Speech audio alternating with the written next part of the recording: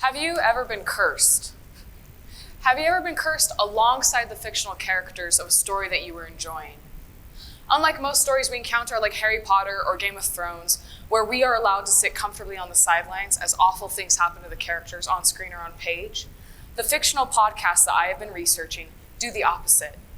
Much like the audio drama, The War of the Worlds broadcast in 1938, where some audiences were unable to distinguish between fiction and reality, these fictional podcasts want to sit on those sidelines with us. They want you to be completely immersed in their stories.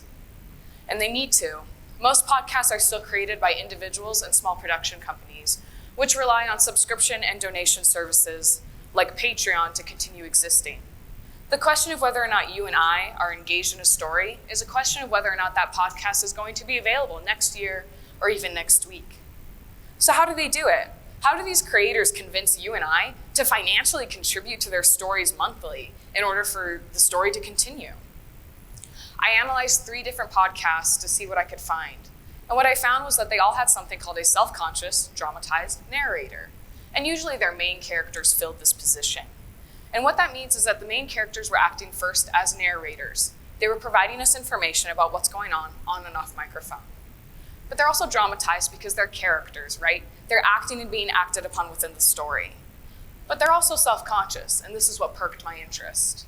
As you'll see on the diagram above me, there's a woman with a microphone next to her. She represents these characters as being self-conscious.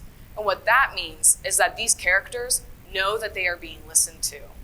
In some cases, they even know that they are producing, creating, and broadcasting a podcast to their fictional audience. And although they don't know that we exist as the real audience members, the fact that they have a fictional audience they're speaking to allows us a space to step into the story and join the illusion. And these podcasts use their characters to continue the illusion throughout the series. They confess to us, they apologize for unethical decisions they make, and they use pronouns like we, our, and you towards the audience to make it feel like we're being spoken directly to. These podcasts use more subtle techniques in their drafting as well, such as authorial flagging and informational dialogue, which are techniques that are used to help us have a seamless listening experience and also learn more about the background of the fictional world the story is operating in. Most people I speak to about podcasts generally listen to nonfiction podcasts, and there's a lot of really great nonfiction podcasts out there.